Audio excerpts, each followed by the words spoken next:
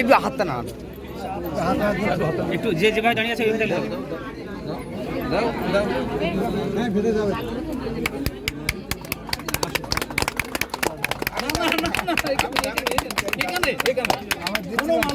বন্দে মাতরম বন্দে মাতরম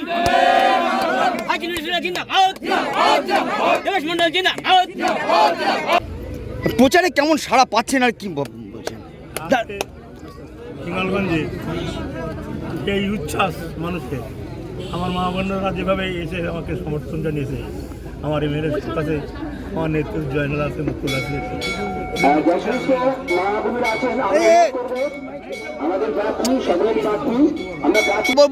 অভিভূত আমার মায়েরা বোনেরা যেভাবে কষ্ট করে দাঁড়িয়ে আছে তাদের কাছে আমি ঋণী।